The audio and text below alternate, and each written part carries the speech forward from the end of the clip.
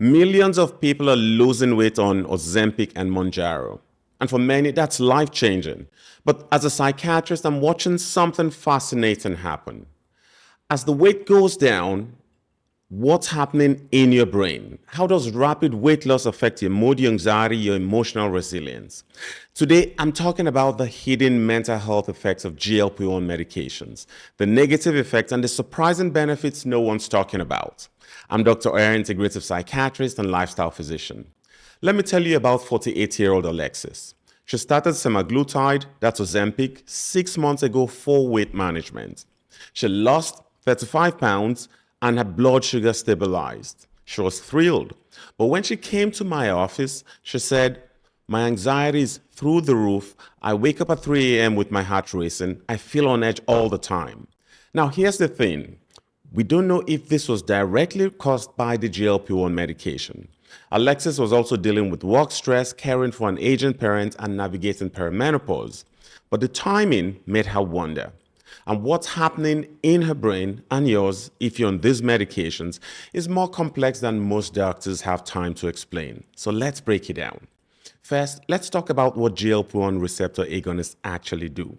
Ozempic, Wegovy, Mounjaro, Zepbound, they are all GLP-1 medications.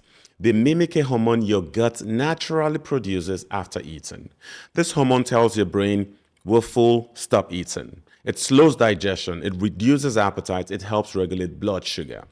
For people struggling with obesity, insulin resistance, or type 2 diabetes, these medications can be genuinely life-changing.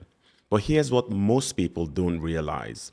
GLP-1 receptors aren't just in your gut. They're all over your brain, in areas that regulate mood, reward, motivation, and emotional processing.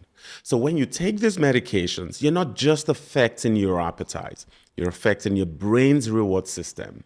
And that's where things get interesting. Let me show you what the research actually says, because the picture is more nuanced than the headline suggests. Let's start with the concerning findings. A 2024 study analyzed adverse event reports from the FDA and UDRA vigilance databases.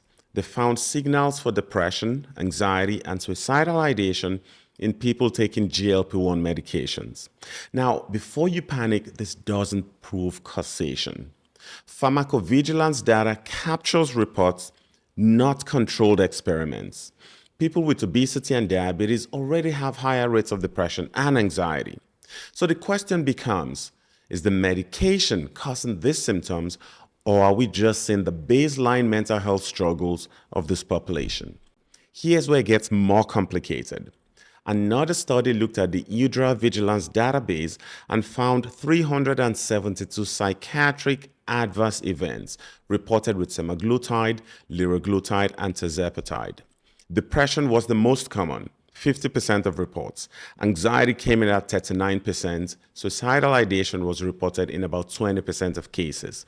There were 9 deaths from completed suicide. Most of those were men. But here's the critical part. Psychiatric adverse events made up only 1.2% of total reports. So while the severity is concerning, the frequency appears relatively low. Now let's flip the hourglass, because there's another side to this story that's equally important. Multiple randomized control trials, the gold standard of research, paint a very different picture. A 2024 meta-analysis looked at 30 randomized trials involving over 87,000 participants. They found no significant difference in serious psychiatric adverse events between GLP-1 medications and placebo. A placebo is a fake treatment like a sugar pill that can make someone feel better just because they believe it will help. In fact, some studies showed improvements in mental health.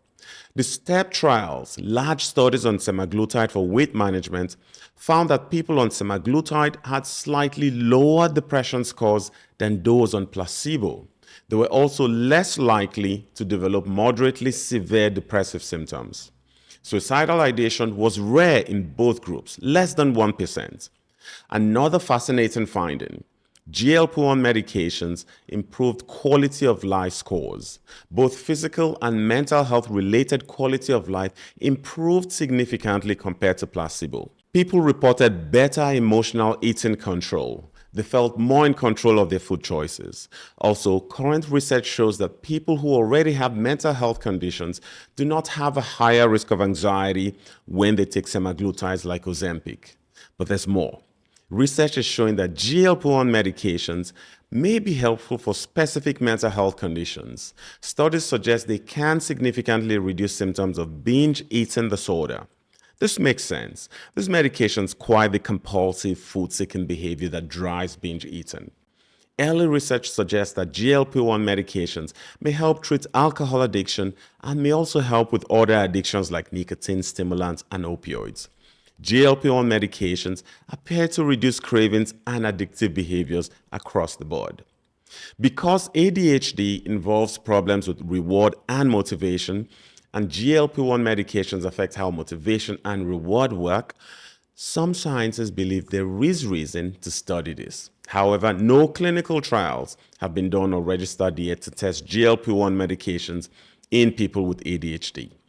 As you can see, this isn't just about weight loss. We're discovering that these medications affect reward pathways involved in multiple psychiatric conditions. So what's really going on here? Why do some people experience increased anxiety or depression while others feel better than they have in years?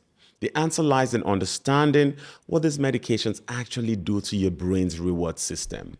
Your brain has a dopamine reward pathway. This pathway lights up when you eat something delicious, when you connect with someone you love, when you accomplish something meaningful. It's your brain's way of saying, that felt good, let's do it again. For many people struggling with obesity, this reward system has become dysregulated. Food becomes the primary source of dopamine hits. It's not about willpower, it's about brain chemistry. GLP-1 medications quiet that noise. They reduce food cravings. They make food less rewarding. For some people, this feels like freedom. The constant mental chatter about food finally stops. But for others, it can feel like losing a coping mechanism. If food has been your primary way of managing stress, anxiety, or emotional pain, and suddenly that's gone, you're left with the underlying feelings you were trying to avoid. This becomes more common as we get older, especially when chronic stress has been accumulating for years or decades. If you're in midlife, you might be dealing with high-pressure work demands, financial stress, aging parents, relationship strain, or identity shifts. For women, hormonal changes during perimenopause can amplify anxiety and emotional sensitivity. When food has been your go-to stress buffer, removing it without addressing the root causes of your stress can leave you feeling exposed. Here's what I tell my patients. If you're on a GLP-1 medication and you're feeling anxious, depressed, or emotionally off, don't ignore it. This isn't just in your head. Your brain may be adjusting to a significant neurochemical shift. First, talk to your prescribing doctor. Sometimes adjusting the dose can help. Sometimes adding or adjusting other medications is necessary. Second, this is the perfect time to address the root causes of your anxiety and emotional patterns. Therapy, especially cognitive behavioral therapy, can be incredibly helpful during this transition. You're learning to manage emotions without using food as a buffer. That's hard work. You deserve support. Third, focus on other sources of dopamine and reward. Movement, connection, purpose, creativity. These aren't just nice to haves. They're essential for your brain's reward system. Fourth, don't neglect the basics. Stress management, sleep, nutrition. GLP-1 medications can suppress appetite so much that people aren't eating enough protein or essential nutrients. That can absolutely affect your mood and energy. And here's something most doctors won't tell you. If you're losing weight rapidly, your body is releasing stored toxins from fat cells. This underscores the importance of supporting your metabolic health through healthy nutrition, fiber intake, hydration, and exercise. Now let's talk about the positive mental health effects that often get overlooked. For many people, losing weight reduces the physical burden on their bodies. Joint pain improves, sleep apnea resolves, energy increases. These physical improvements directly impact mental health. When you can move without pain, sleep through the night, and have energy to engage with life, your mood improves. For people with diabetes, better blood sugar control means fewer mood swings, less brain fog, and more stable energy. And here's something profound. For many people, obesity comes with shame, stigma, and social isolation. Losing weight can reduce that burden. It can restore confidence. It can open up social opportunities. It can help people feel like themselves again. That's not superficial, that's real. GLP-1 medications like Ozempic and Mounjaro are powerful tools. For some people, they improve mental health by reducing the physical and emotional burden of obesity and may even help with conditions like binge eating disorder and substance use disorders. For others, they can temporarily worsen mood or anxiety as the brain adjusts. The key is monitoring, support, and addressing root causes alongside the medication. Talking about medication, esketamine Spravato, a nasal spray approved by the FDA, remains an important option to improve your mental health. Check out the next video to learn more.